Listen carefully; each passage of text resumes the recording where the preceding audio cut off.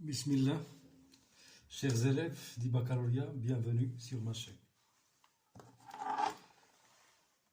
Je vous présente dans cette vidéo un exercice du baccalauréat, comment résoudre un exercice de génétique. Comment résoudre un exercice de génétique. L'exercice est le suivant. Pour comprendre le mode de transmission de caractère héréditaire, couleur et la forme du corolle, couleur et la forme de la corolle.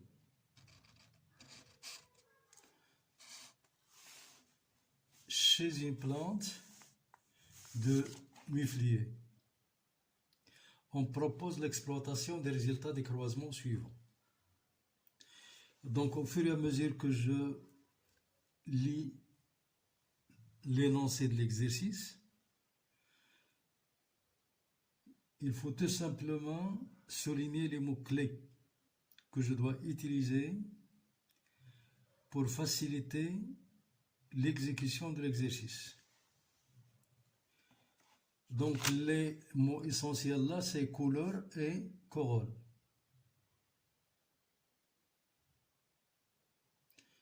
Dès le départ, on aperçoit qu'il s'agit de deux caractères. Si j'ai une plante, peu n'importe. On propose l'exploitation des résultats de deux croisements. Donc, deux croisements sont mis au point. Premier croisement entre deux lignées pures. Le mot lignée pure, c'est très essentiel. Ligne à corolle blanche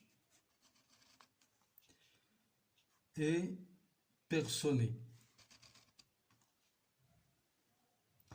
L'autre à corolle rouge et asymétrie axiale. Il s'agit bien de la couleur blanche et rouge. Il s'agit bien de la forme de la corolle qui peut être soit personnée, soit asymétrie axiale. La première génération F1 est composée, donc la F1, est composée d'individus à corolle rose et personnés. Deuxième croisement entre les individus de la F1. Les individus de la F1, c'est-à-dire un autocroisement. Ce croisement a donné une génération F2. Cette génération composée de corolle rose personnée, corolle blanche et personnée, rouge, symétrie axiale, rouge, personnée, rose, axiale, blanche et axiale. Donc le deuxième croisement, c'est très essentiel. On va le voir au fur et à mesure. Quel est le plus important pour déterminer quel cas de dihybridisme s'agit-il quand on parle de deux caractères qui est couleur et corolle, c'est-à-dire deux gènes. La question, en vous basant sur les résultats des croisements, déterminer le mode de transmission des deux caractères héréditaires. Deux. Le mot 2, c'est très essentiel, c'est pour montrer le dihybridisme. Pour ce fait, je vais commencer par vous montrer les deux caractères. Les deux caractères étudiés chez la plante sont les suivants. Caractère couleur de la corolle. Corolle, c'est-à-dire les pétales. Là, c'est rouge. Et là, la couleur, c'est blanche. Ça, elle est commandée par un gène, le gène numéro 1. Le gène numéro 2, qu'est-ce qu'il commande? Il commande la forme. Soit qu'il présente une symétrie axiale,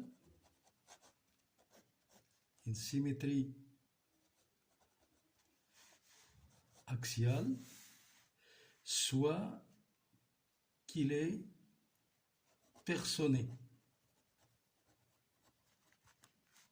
c'est-à-dire pas de symétrie axiale, c'est-à-dire que les pétales ne sont pas symétriques de façon axiale, c'est-à-dire il s'agit d'un deuxième gène. Donc le cas là, c'est dihybridisme. Dans le cas de dihybridisme, le problème qui se pose et qui est très important, c'est de déterminer de quel type de dihybridisme s'agit-il. Est-ce qu'il s'agit de deux gènes qui sont liés ou bien deux gènes indépendants? Voilà la plus grande des questions qu'on vous pose aux examens du baccalauréat. Je peux m'expliquer en arabe. لكي أعالج مثل هذا التمرين أول شيء أحدد الصفات المدروسة اللي هي اللون ديال التويج والشكل ديالو. اللون كما قلنا لون أحمر، لون أبيض، هذا تتحكم فيه مورثة G1. بالنسبة للشكل لا فورم، إما تكون عندنا واحد لا سيمتري أكسيال يعني تماثل محوري، أو تماثل من نوع آخر، أو شكل غير زيغومورف، ستادير غير ما عندوش اون فورم بيان ديتيرمي يعني سيمتريك. حنا اللي كيهمنا هنا هو أن كاين جوج ديال لي زيتا دو كاركتير، état du même caractère. Même caractère couleur présente deux états. L'état الأولى rouge, deuxième état blanche. L'état الأولى une symétrie axiale, l'autre personnée. C'est-à-dire une hybridation de deux lignées pures qui présentent deux caractères différents, donc il s'agit d'un dihybridisme. Qu'est-ce que je peux écrire pour la réponse à la question en vous basant sur les résultats des deux croisements, déterminer le mode de transmission des deux caractères étudiés. Pour le premier croisement,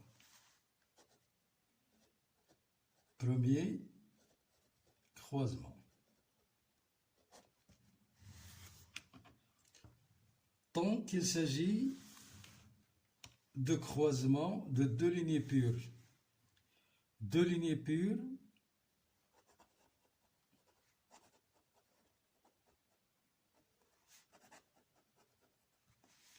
ligne à corolle blanche personnée, donc blanche personnée.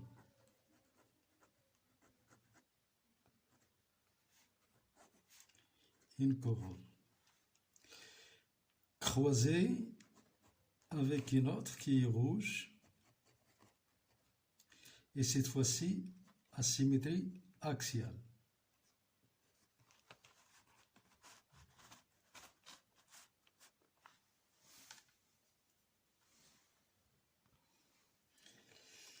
A donné une génération F1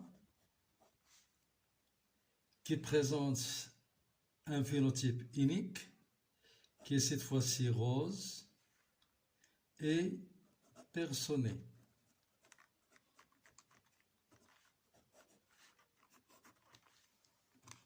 Donc je peux réduire le croisement 1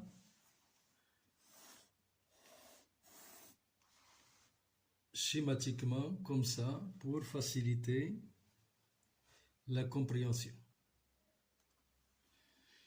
Là, F1, donc, 100% même phénotype qui est rose. Donc là, la génération F1 est uniforme.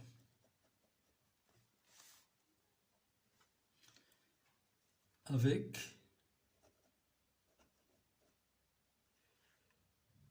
un état de caractère, un caractère,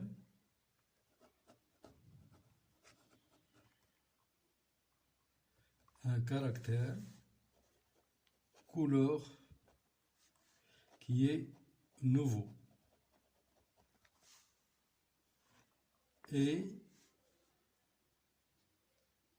disparition du caractère axial. Voilà. Il s'agit donc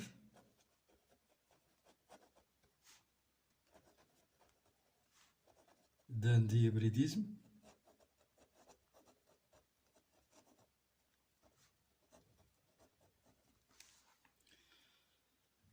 avec un gène 1 qui gouverne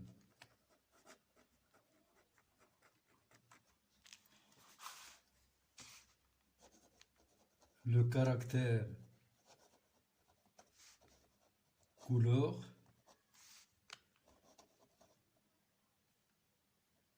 à dominance totale. Voilà, avec caractère couleur à codominance.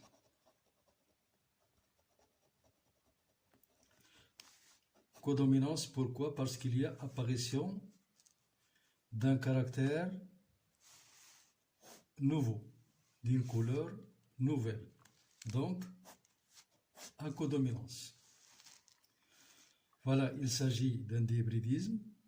Le gène 1 qui gouverne le caractère couleur est codominant à codominance. تساوي سيادة. علاش؟ لأن بانت واحد الصفة جديدة لما هي لا بيضاء ولا حمراء وإنما وسيطة يعني وردية élément de couleur rose.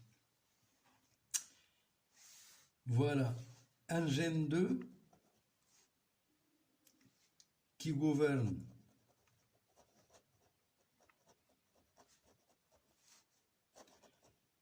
la forme et qui est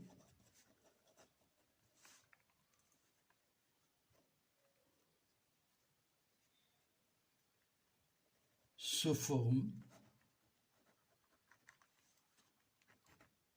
d'allèle l'un dominant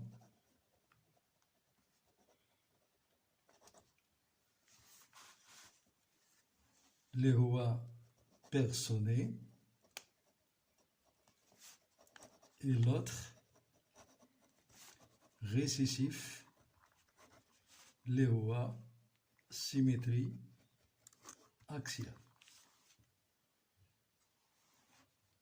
Les gènes sont portés par des autosomes.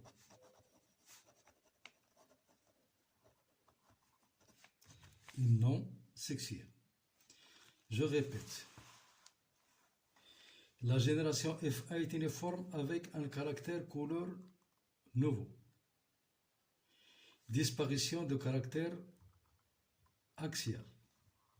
Là, c'est personné, ou le caractère nouveau, ou la couleur, l'état de caractère rose. Caractère couleur, donc, le gène qui gouverne ce caractère, il est dominant. Il présente des allèles qui sont dominants, donc avec dominance. Le gène 2 qui gouverne la forme, il est ceux deux allèles, ceux de forme allélique, l'un est dominant qui gouverne le caractère personné, ou bien l'état de caractère, l'état de forme personné, et l'autre récessif qui gouverne le caractère axial. Les gènes sont portés par des autosomes. Pour la génération F2, qu'est-ce que je peux exploiter comme élément? Première des choses, il fallait compter le nombre de phénotypes. 1, 2, 3, 4, 5 et 6. Il y a apparition dans la F2 de 6 phénotypes. Et après le nombre de phénotypes, on doit chercher l'analogie concernant les pourcentages et les lois statistiques des proportions phénotypiques. C'est-à-dire, vous devez savoir la signification des nombres ou bien des fréquences des phénotypes. Par exemple, là, on a 94. Et là, c'est 45. À peu près le double. Là, c'est 45 et 39. Ce sont deux nombres qu'on peut dire qu'ils sont très proches l'un de l'autre. Le 15 et le 13, même chose. Ils sont à peu près les mêmes. Le 28, c'est à peu près, voilà, le 28, on peut le considérer comme 28 plus 13, ça nous donne à peu près le 45. De ces analyses-là, on peut même savoir les fractions et les pourcents. On peut même calculer les pourcentages et savoir la signification des pourcentages. Comment? Donc, premièrement, il fallait donner les résultats de la F2 comme suit, le croisement. Le croisement 2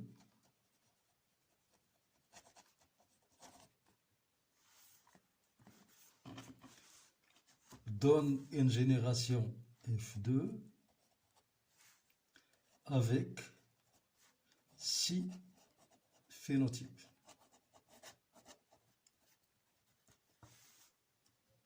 Ces 6 phénotypes sont répartis comme suit.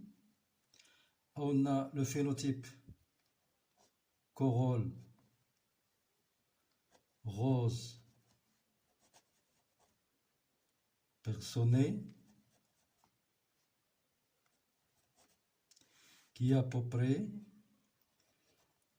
à 94. Cette 94, je dois chercher le pourcentage. 94 sur la somme totale, c'est-à-dire 94 plus 45 plus 15 plus 39 plus 28 plus 13, le tout fois 100. Ça nous donne à peu près 40%. Et ces 40%, c'est à peu près 6 16e. Lorsque je trouve cela, je peux donner même chose pour les plantes à corolle, cette fois-ci phénotype blanche et personné. C'est 45, c'est à peu près 18%, ce qui est équivalent à 3 sur 16. Même chose pour la 39, plante à corolle rouge, personné.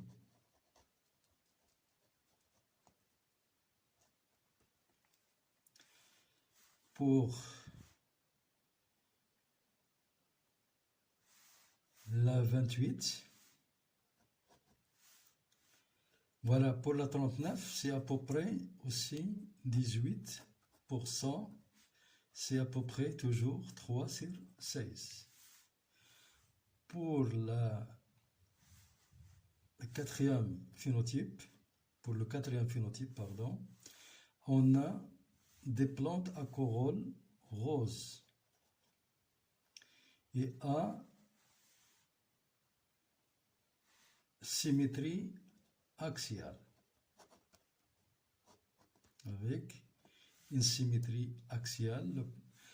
Le nombre c'est 28, le pourcent c'est à peu près là, ça nous donne aux alentours de 2 16e.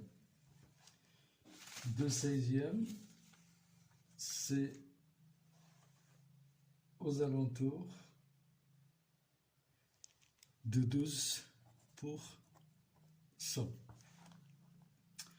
Pour la couleur, ou bien 1, 2, 3, 4, pour la couleur rouge et symétrie axiale, le nombre c'est 15, c'est aux alentours de 6%, c'est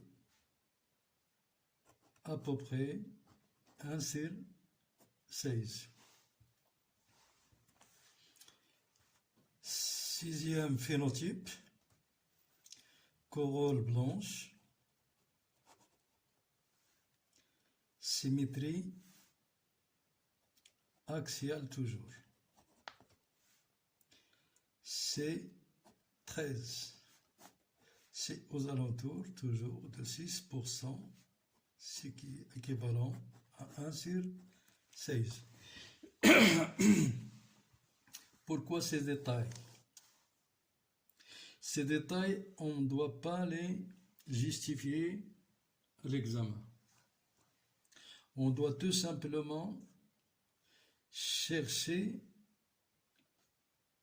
les nombres sous forme de fractions correspondantes. On doit tout simplement savoir, lorsqu'il s'agit de 6 phénotypes, et que les pourcentages là, comme j'ai dit, 45 c'est le double, et 28 plus 15 c'est 15, plus 28 deux fois 15, c'est à peu près 3, je dois savoir qu'il s'agit de 3 sur 16. Et là c'est 2 sur 16, 1 sur 16, 1 sur 16. Ce sont ces proportions qu'on doit maîtriser, qu'on doit savoir par cœur. Lorsqu'il s'agit de 6 phénotypes avec des proportions 3 16e, 3 16e, 2 16e, 1 16e, 1 16e, c'est le résultat de deux gènes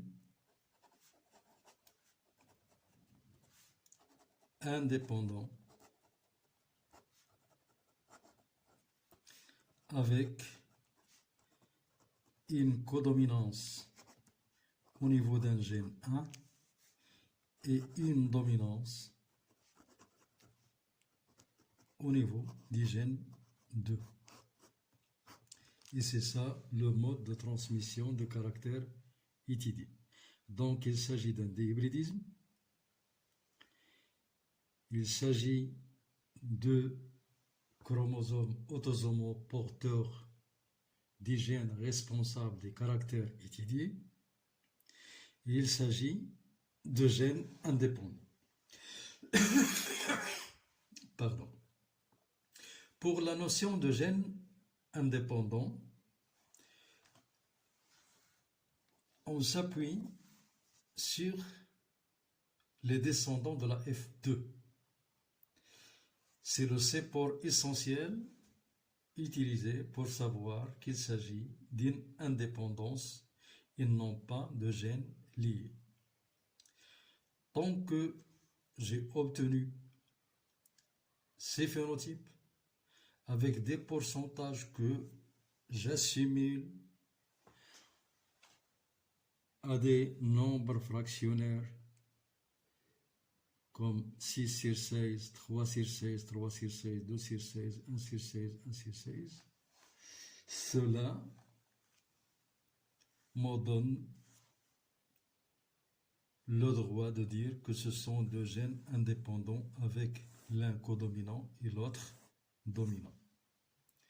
Le gène responsable de la dominance, c'est le gène responsable de la couleur, la codominance, le gène responsable de la couleur. Comment on l'a pu montrer, c'est via le premier croisement qui a mis en relief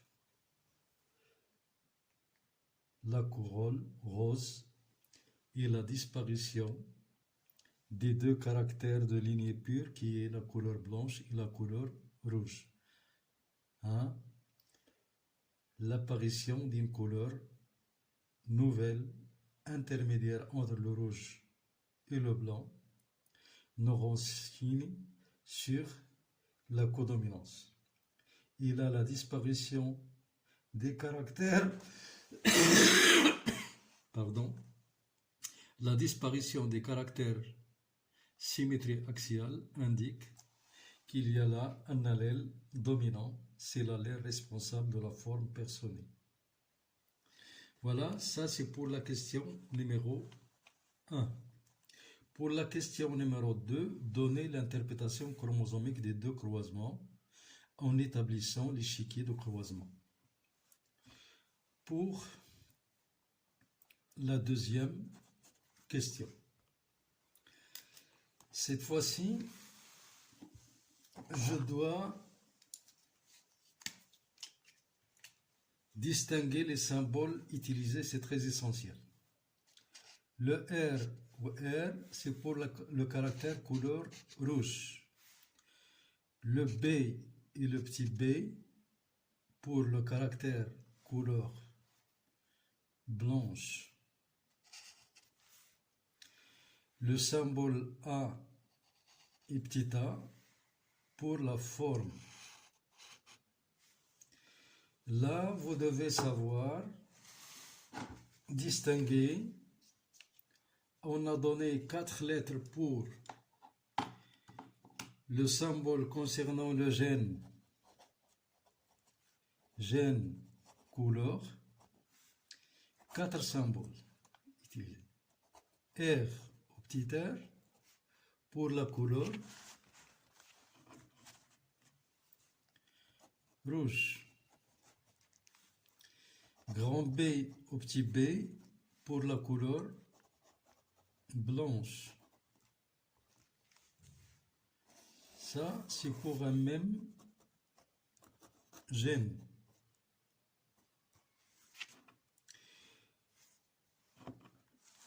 Pour le gène forme. On a donné uniquement le grand A ou le petit a pour soit la forme personnée ou la forme axiale. Pour même gène, c'est-à-dire le gène numéro 2. Et là, c'est le gène numéro 1. Ce sont les trucs qui peuvent perturber l'élève, surtout au moment de l'examen. C'est comment choisir les symboles des allèles de façon conforme avec les données de l'exercice. On a la couleur rouge et la couleur blanche s'expriment tous les deux de la même façon dans le cas de codominance. On a le R est égal à B. Par contre, là où la forme personnée l'emporte sur la forme axiale, on doit accorder le grand A à l'allèle qui gouverne et le petit a à l'allèle qui est masqué, qui n'a pas d'expression lorsqu'il y a compétition au niveau d'une zygote ou bien d'un zygote qui est hétéro, c'est-à-dire qui présente les deux allèles en même temps, le grand A et le petit a. Donc, je peux écrire concernant donner l'interprétation chromosomique des deux croisements. Donc, je dois commencer par le phénotype. Des descendants.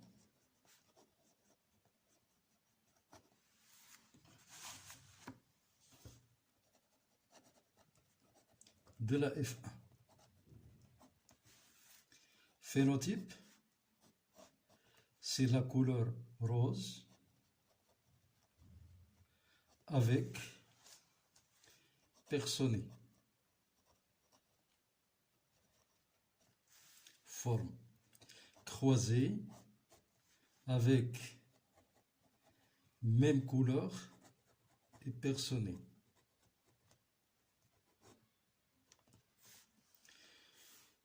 Équivalence. J'ai choisi là les allèles grand R, grand B pour le premier gène. Donc je peux écrire le phénotype soit sous forme rose personnée, soit par simplification RB, c'est-à-dire les deux allèles, et l'allèle responsable c'est grand A, c'est-à-dire personné, croisé avec le RB, c'est-à-dire les deux allèles, et toujours grand A. Je peux écrire soit phénotype sous cette forme ou bien sous une forme abrégée comme RB.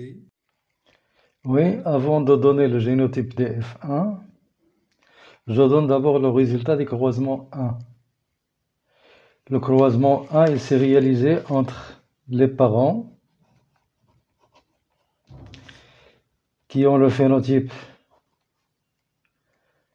rouge axial croisé avec le phénotype blanc personné. Génotype, c'est toujours des chromosomes qui sont séparés de gènes indépendants Les parents sont de race pure, donc R, R, petit a, petit a, grand B, grand A, grand A. Ça, c'est le génotype des parents. Après méiose, tant que les parents sont de race pure, chacun produira un seul type de gamète avec un pourcentage 100%. R, petit a, et là c'est B, grand A.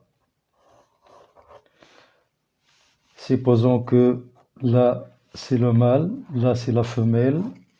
Après la fécondation, on donne le génotype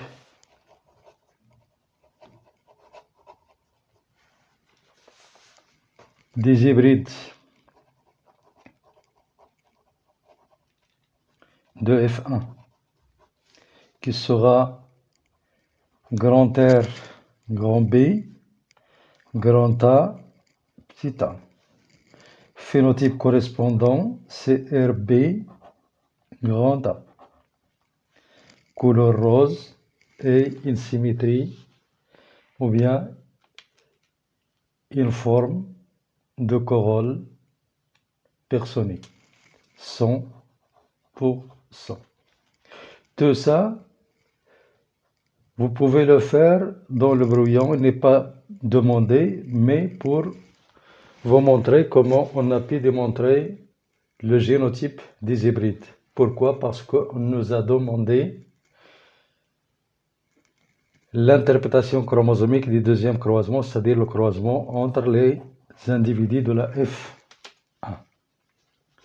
Après avoir déterminé le génotype des individus de la F1, on peut passer depuis le phénotype des individus de F1 génotype, puis les gamètes, génotype des gamètes. Pour le génotype des gamètes, il fallait savoir tout simplement que tant que les gènes sont indépendants,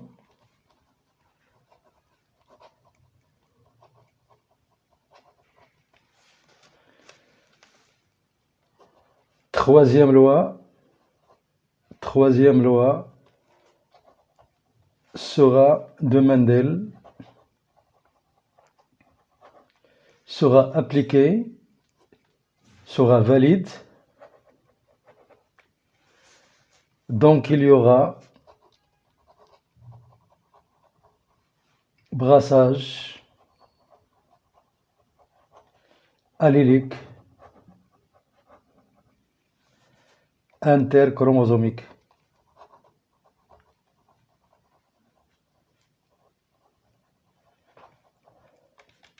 Ce qui me permet de donner les gamètes de chacun des individus de la F1. Chacun produira 4 types de gamètes de façon équiprobable. Voilà 4 types de gamètes, R grand A, R petit a, grand B grand A et grand B petit a. Pour les deux sexes, c'est-à-dire le mâle et la femelle, c'est-à-dire à l'intérieur des grains de pollen comme à l'intérieur de l'ovaire chez la plante. Donc l'essentiel là, c'est que après avoir montré que les gènes sont indépendants, vu les lois statistiques et vu les proportions phénotypiques qui sont à 6 phénotypes avec des proportions 6 sur 16, 1 sur 16, 1 sur 16, 3 sur 16, 3 sur 16 et 2 sur 16, ça va nous donner la possibilité de conclure que les gènes sont indépendants et donc la troisième loi est valide et donc il y aura brassage allélique interchromosomique, donc formation de 4 types de gamètes équiprobables.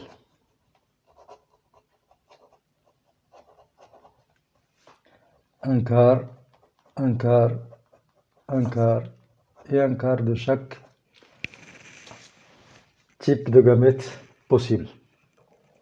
C'est l'essentiel pour cette partie. Je vous donne rendez-vous dans la deuxième vidéo d'expliquer la troisième question ainsi que l'échiquier de croisement correspondant. Merci de votre attention et à bientôt.